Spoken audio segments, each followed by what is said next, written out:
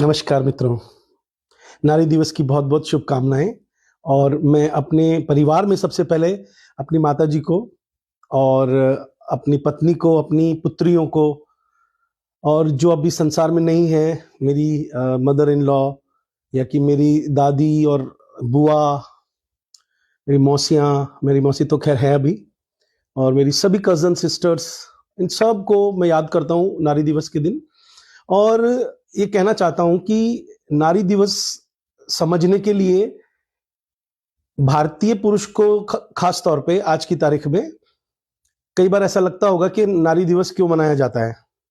तो मैं आपको अपना अनुभव शेयर करना चाहता हूँ कि मैंने जो फेमिनिज्म में पीएचडी किया है, उसके बाद ही मुझे समझ में आया कि नारी दिवस की क्या इंपॉर्टेंस है। क्यों? क्योंकि एक पुरुष होने की वजह से मुझे भी जो पितृसत्तात्मक जो रवैया है, वो मुझे पारिवारिक तौर पे भी मिला, सामाजिक तौर पे पाठ्य पुस्तकों से, हर हर तरफ से मुझे जो एक व्यवहार और जिसको अपन बोलते हैं आकलन करना, एटीट्यूड जिसको बोलते हैं, वो सब पुरुष प्रधान या पितृसत्तात्मक ही रहा। लेकिन मैंने जैसे-जैसे अपना अध्ययन आगे बढ़ाया, जिसे हम उच्च शिक्षा बोलते हैं, हायर एजुकेशन ने कैसे मुझे मोल्ड किया, उसको मैं आपको शेयर करना चाहता हूँ बहुत कम शब्दों में। कि फेमिनिज्म की जो वेस्टर्न रिटन बुक्स को जब मैंने पढ़ा, तो वो बहुत सिस्टमैटिक तरीके से ये जो कोर्शियन बोलते हैं उसको इंग्लिश में, कि हमको ऐसा लगता है कि जो पारिवारिक यूनिट है, जो परिवार एक यूनिट है और इसमें हम सोचते हैं कि भाई स्त्री को एक लक्ष्मी समझा जाता है और हम सब उसको एक अधिकार देके चलते हैं, लेकिन बिल्कुल ऐसा नहीं है हिंदुस्तानी परिवारों में। अगर आप कुछ स्टैंडर्ड की फिल्में देखोगे तो वेस्टर्न फेमिनिज्म के बिना हमें नारी दिवस समझ में आ ही नहीं सकता, ये मैं ये कहना चाहता हूँ। क्योंकि जिनको ऐसा लगता है कि नारियों को अधिक अधिकार मिल गए हैं या वो पुरुषों का शोषण करने लगी हैं, तो वो अपने आसपास देखें कि उसके अंदर एक जो एक शक्ति जिसको हम समझते हैं, उस शक्ति के अलावा कि उसको इतना ज्यादा कंट्रोल करने के बावजूद भी नारी लगभग सारे ही काम कर रही है। अपने आसपास देखिए कि जो पुरुष है, अगर हम नारी से उसकी तुलना करें तो वो ज्यादा उन्मुक्त है और उसका जो कंसंट्रेशन है वो कम है। और स्त्री जो है वो हर विपदा में और हर तरह की मुसीबत से आगे बढ़ करके और काम को करती है। और वेस्टर्न फेमिनिज्म से मैंने ये सीखा है कि जब हम अपने चारों तरफ अपने अधिकारों को ना छोड़ने की बात करते हैं, पुरुष होते हुए, कभी पत्नी के तौर पर, कभी माँ के तौर पर, कभी परिवार की इज्जत के तौर पर, कभी उसको जिसको हम लोग फेमिनिज्म में बॉडी पॉलिटिक्स बोलते हैं, जिसको हम लोग सेक्सुअल पॉलिटिक्स भी बोलते हैं, हमने हर तरीके से स्त्री को कंट्रोल कर रखा है। मैरिज में भी हमने उसे कंट्रोल कर रखा है। तो जब हम लोग इन सब चीजों को पढ़ने के बाद, क्योंकि बिना फेमिनिज्म के, हायर एजुकेशन के नारी दिवस किसी को समझ में नहीं आ सकता, ये मेरा अनुभव है।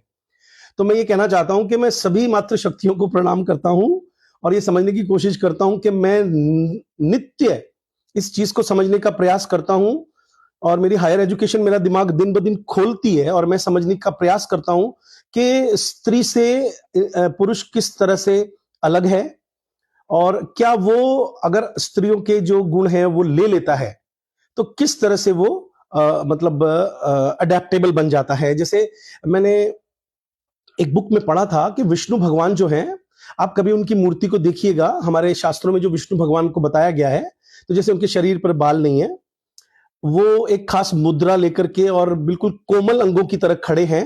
हालांकि उनके हाथ में गदा है, सुदर्शन चक्र है, लेकिन उस सब के बावजूद भी वक्ष स्थल में लक्ष्मी विराजमान है। और देवदत्त पटनायक की बुक में शायद मैंने विष्णु का ये स्वरूप पढ़ा था कि वो किस तरह से स्त्रियोचित गुणों को लिए हुए हैं और इसी वजह से वे अडेप्टेबल हैं और कल्चर्ड हैं।